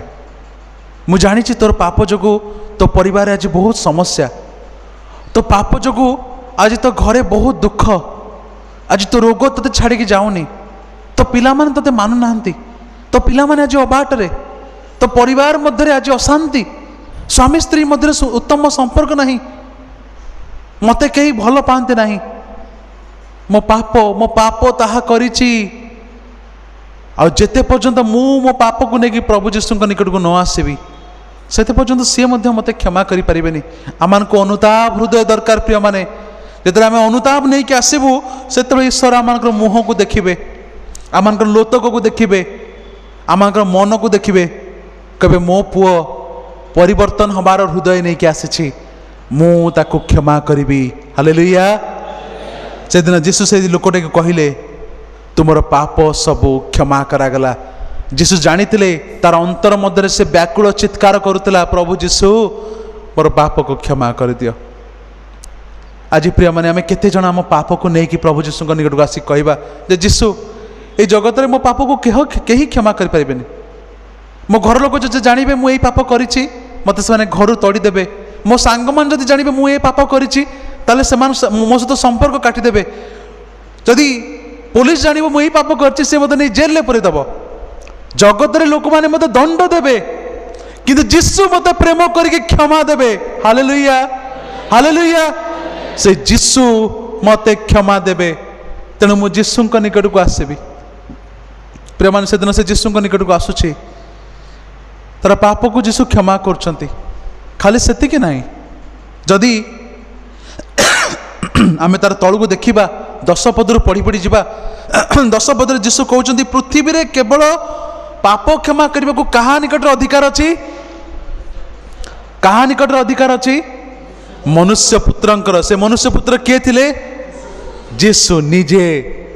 से पाप क्षमा करिवार अधिकार केवल तांको दिया जायछि। आम अनेक समय परस्पर विरुद्ध में पाप करदो नहीं कि आपण माने परिवार मध्य केबे केबे कार अशांति हेइथिबो मु जानिनी समस्त को परिवार किसी ना केबे अशांति हो जाए नहीं कि किंतु गोटे समय मध्य आसे आम चिंता करूँ जे मु मोर पाप पाई मु कौन करी ना क्षमा मागिबी। मो भाई सहित झगड़ा हो जाइए मो सहित अनेक दिन संपर्क काटी देछि मुझे जाए मो भाई को कहबी जे भाई सब विषय को भूली जा मु ते क्षमा मागुची मोर भूल हो जाइए आज आम मिसिक रहा आम भाई को क्षमा मागी दो नहीं कि जदि से भाईर मन सरल होता से आमको क्षमा करदेव कि जदि से भाई ता मन भितर मो पाई किसी प्रेम नहीं से मत केबे क्षमा करबनी नहीं कि प्रेम ने एमिति मध्य समय आसे मनुष्य जो पाप क्षमार मन नहीं कि मनुष्य पाखक जाए अनेक मनीष मैंने क्षमा दे पारंतनी से माने क्षमा देले मध्य से माने भूलंतनी कौन आम भूल करिचु जिते समय आसो से पुणी मन पकेबे तू क्षमा मागिले कौन है तू पूरा दिने एमती कहिथिलु तू पूरा दिने एमती कहिथिलु मनीष माने मन पकांती they forgive but they never forget. मनीष क्षमा कर दिए किंतु से भूले नहीं किंतु प्रभु केवल एकमात्र परमेश्वर जहाँ को क्षमा दबार अधिकार अच्छी प्रिय माने जगत रे केवल से ही क्षमा दे पारिबे। आमे जहाँ विरुद्ध रे पाप करूना कहीं शेष क्षमा मागिबाई आमको तांको निकट को आसवाक पड़ो आ जिते लोक मैंने निकट में क्षमा मागे ସେତେବେଳେ ସେ ଆମମାନଙ୍କୁ କ୍ଷମା ଦେବେ। ଆଉ ପ୍ରିୟମାନେ ଖାଲି ସେ କ୍ଷମା ଦେବେନି, ସେ ମଧ୍ୟ ଆମ ପାପକୁ ଆଉ ସ୍ମରଣରେ ରଖିବେ ନାହିଁ। ସେ ପାପକୁ ଆଉ ସ୍ମରଣରେ ରଖିବେ ନାହିଁ ବୋଲି ବାକ୍ୟ କୁହାଯାଏ। ଯେବେ ସେ ଲୋକଟିକୁ ଯୀଶୁ କହିଲେ ତୋର ପାପ କ୍ଷମା କରାଗଲା, ଆଉ ସେ ପକ୍ଷାଘାତ ରୋଗୀ କହୁଛନ୍ତି 10 ପଦରେ 11 ପଦରେ, ମୁଁ ତୁମକୁ କହୁଅଛି ଉଠ, ନିଜର ଖଟିଆ ଘେନି ଆପଣା ଘରକୁ ଚାଲିଯାଅ। ପ୍ରେମ ଯେତେବେଳେ ଯୀଶୁ ତାକୁ ଏଇ କଥା କହୁଛନ୍ତି, ତତ୍କ୍ଷଣାତ୍ ବୋଲି ଲେଖାଯାଏ।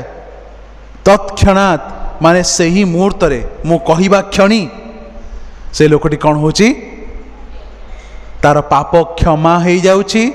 ଆଉ ପାପ କ୍ଷମା ହେବା କ୍ଷଣି ସେ ସୁସ୍ଥ ହେଉଛି। Hallelujah, hallelujah. ତାର ପାପ କ୍ଷମା ହେବା କ୍ଷଣି ସେ ସୁସ୍ଥ ହେଉଛି। ଆଜି ଯଦି ପାପ ଆପଣଙ୍କର କ୍ଷମା ହେବ, ଆପଣଙ୍କର ପରିବାରର ଅବସ୍ଥା ବଦଳିଯିବ। ପ୍ରିୟମାନେ, ଅନେକ ଦିନରୁ ଯେଉଁ ପାପ ଯୋଗୁଁ ଆପଣଙ୍କ ପରିବାରରେ ଦୁଃଖ ଅଛି, ସମସ୍ୟା ଅଛି, ସେ ସମସ୍ୟାର ସମାଧାନ ପ୍ରଭୁ ଇମିଡିଏଟଲି କରିବେ। ପ୍ରଭୁଙ୍କ ନିକଟରେ ପାପ କ୍ଷମା ମାଗନ୍ତୁ, କୁହନ୍ତୁ ପ୍ରଭୁ ଯୀଶୁ ମୁଁ ବହୁତ ବଡ଼ ଭୁଲ କରିଛି, ମୋତେ କ୍ଷମା କରନ୍ତୁ। ଆଉ ଯୀଶୁ ଆପଣଙ୍କୁ ଏବେ କ୍ଷମା କରିବେ। ଆଉ ତାପରେ କେବେ ଉଠ, ରାଇଜ୍ ଅପ୍, ଗେଟ୍ ଅପ୍।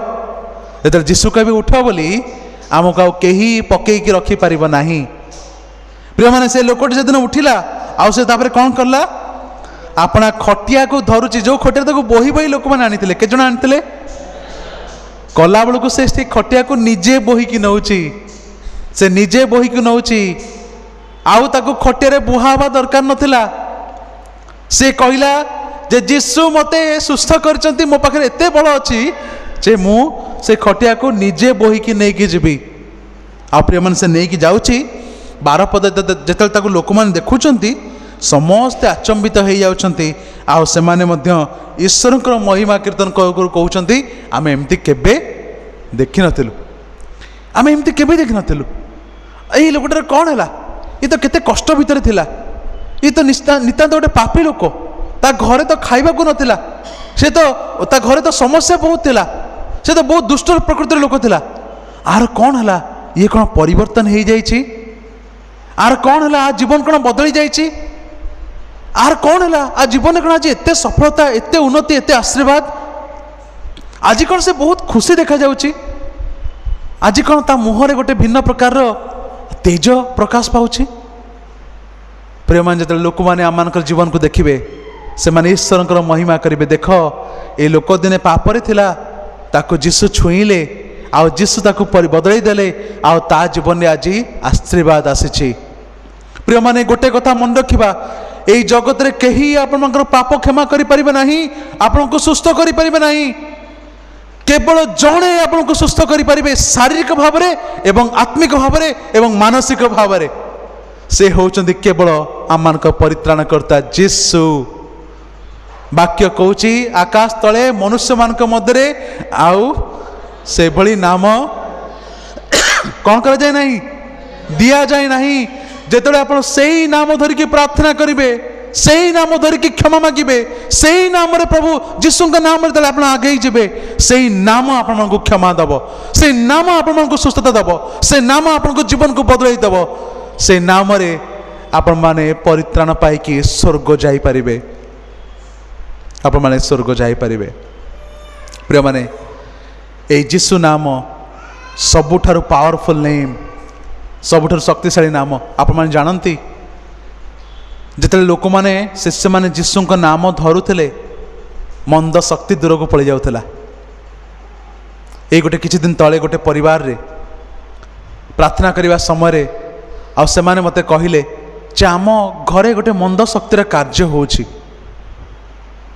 ମୁଁ ତାଙ୍କୁ କହିଲି, ଘର ପାଇଁ ପ୍ରାର୍ଥନା କରୁଛ? କହିଲେ ହଁ, ଆମେ ପ୍ରାର୍ଥନା କରୁଛୁ।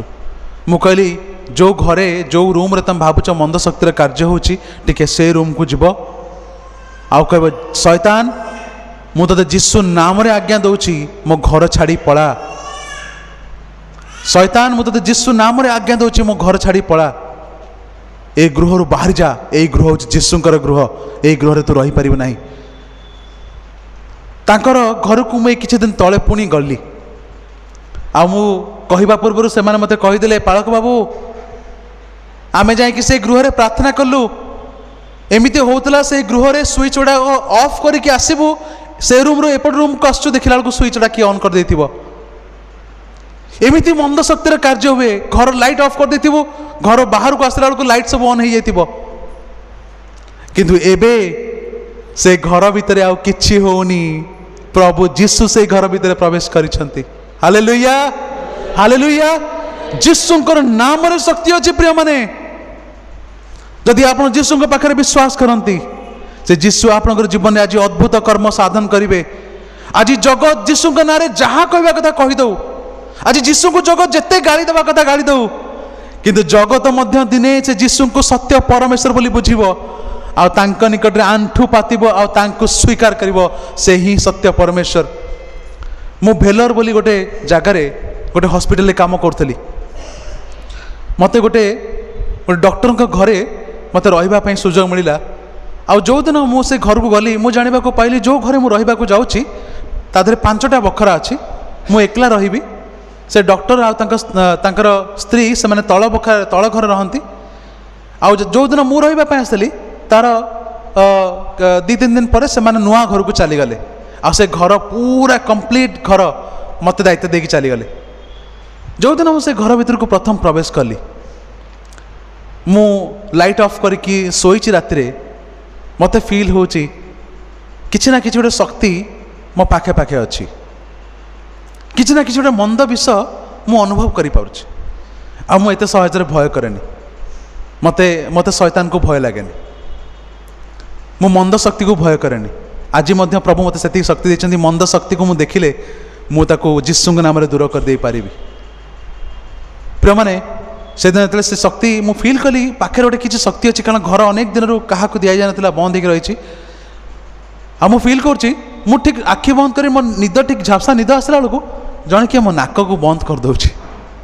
मु निश्वास नहीं पारनी मुझे जानी पारली ये घर भितर गोटे मंद शक्ति कार्य होची मु से क्षणी उठिली आ मु मंद शक्ति को धमक देली आ मु सेदिन कहली जीशु होचंदी सत्य परमेश्वर तू मंद शक्ति तू मोर कौन करिवु यही मुहूर्त तते कहूँ जीशु नाम रे एठू बाहरी जा जीशु नाम रे एठू बाहरी जा आउ केबे हेले घरे पाद रखिबु नाही पड़सी पारिबु नाही कहिकी जो मुहूर्त में प्रार्थना कली ता परठू से घर भितर मु जेते दिन रहिली केबे मु किछि फील करनी हालेलुया से जीशु नाम रे शक्ति अछि प्रिय माने आज कौन से जीशु नाम रे आपण माने विश्वास करंती केते जण आज माने कहिबा जे जीशु नाम रे मु प्रार्थना एथर करी मु कहबी जीशु तुम नाम रे शक्ति अच्छी तुम नाम धरिकी प्रार्थना करी तुम नाम धरिकी प्रभु मु तुम निकट को आसबी आ से नाम रे मु उद्धार पाइबी से नाम रे मु सुस्थता पाइबी से नाम रे मु परित्राण पाइबी आ से नाम रे मो जीवन कौन हो जीव बदली जीव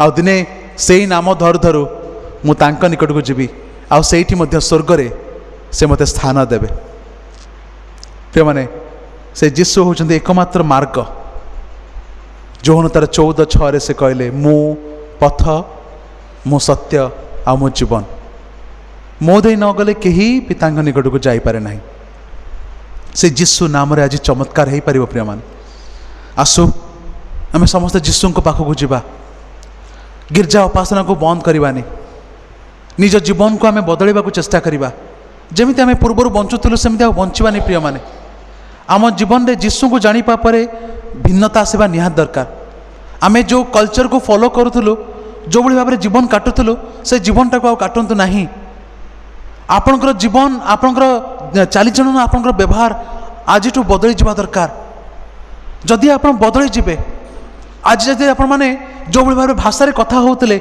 से भाषा जदि आपन बाटर बाहरनी जदि आपन लोक मन सहित मिसिकी जो जिनस गुड़ा को खाउतले आ पिउतले जदि आपन मन सहित मिसिकी से सब करिवेनी ताले जगत धीरे धीरे आपण को घृणा करबा को लागिवो सांग मैंने कह अरे तू तो मो सांगे सिगरेट स्मोक करनु तू तो गुटका खाऊनु तू तो मद पिउनु तू मो सांगरे आ सांग हवा योग्य ना बाहर जा मो पाखरु से माने हमको बाहर करदेवे किंतु जीशु आपन कहबे तुम्हें होच मोर प्रकृत बंधु जीशु हमको बंधु कह आलिंगन करेंगे आउ जो मैंने जीशु सहित चलिए प्रिय माने दिने जीशु सहित चालू चालू से से स्वर्ग राज्यर अधिकारी हो पारे आउ लोक मैंने आम जीवन को देखिक कहे से लोकटी बहुत सुंदर लोक थिला से ईश्वर महिमा हम आसु प्रिय माने आज जो आम निजे निजक जीवन टाक प्रभु समर्पण करुचु ये समय आम जीशु कहवा जीशु मो जीवन को तुम्हें बदल दियो मो जीवन को तुम्हें परिवर्तन कर दियो। आम समस्त समय आखि बंद करवा, आम समस्ते आखि बंद करी आज आम जिते पाप करूँ से सब पाप आम क्षमा मागिबा। समस्ते आम चक्षु बंद करवा, आ चक्षु बंद करी आम मन पकेबा आम जिते आम जीवन में पाप करूँ, अपराध करूँ, जिते प्रभुंकर घृणायोग्य कार्य करूँ, जपरी आम से कार्य आउ थे न करवा। आज परिवार मध्य जो कलह गुड़िक अच्छी से कलह आम जदि पाप से भूल करूँ, से कलह आम जदि भागीदार अच्छी से विषय प्रभु जीशु को क्षमा मागिबा।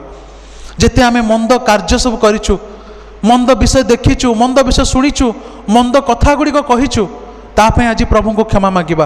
कहे प्रभु जीशु मु तुमको पाई, मो जीवन बदली जाइए प्रभु, आज मो पाप पाई मु तुमको क्षमा मागुची प्रभु, तुम मते क्षमा कर दियो, तुम मते सुस्थ कर दियो प्रभु, मो पाप रोग रे रोगी तुम मते सुस्थ कर दियो प्रभु जीशु। आओ जो प्रभु तुम्हें मते सुस्थ करिवो, मो जीवन को तुम्हें बदलाई देव, आओ प्रभु मु तुम पाई मो जीवन को उत्सर्ग करी तुम ठारे लागी रही प्रभु, तुम मते दया कर। हाँ प्रभु आज जते भाई भणी तुम निकट को आसुछंती प्रभु, समस्त को तुम्हें स्पर्श कर, समस्त को जीशु नाम रे प्रभु तुम्हें सूची कर, क्षमा कर, उद्धार कर बोली प्रार्थना करुच प्रभु। आज रही पवित्र दिन रे आम जेपरी एक भिन्नतर जीवन काटिबा को आरंभ करिबो, आज ठारू आम जीवन संपूर्ण भाव पृथक हो प्रभु, तुम्हें दयाकरी आम को साहाय्य कर। आउ किछि समय परे आम तुम पवित्र से भोजर अंशी हबु प्रभु, से भोजर अंशी होगा समय तुम्हें आम प्रत्येक को प्रभु आशीर्वाद कर। तुम पवित्र भोज आम समस्त एक आशीर्वादर भोज हो, एक आनंदर भोज हो, एक प्रभु तुम सानिध्य को उपलब्ध कर भोज हो, एक सुस्थतार भोज हो बोली तुम आशीर्वाद कर, दया कर, अनुग्रह कर। सब गौरव महिमा संभ्रम तुमको दे यही छोट निवेदन जीशुଙ୍କ नाम रे आमने मागुछु, आमेन आमेन। एतले पिता परमेश्वरଙ୍କର प्रेम, प्रभु जीशु ख्रीष्टଙ୍କର असीम अनुग्रह, साहाय्यकारी पवित्र आत्माଙ୍କର चिरंतन शांति, सुमधुर सहभागिता आम प्रत्येक सहित रहंतु, आमेन।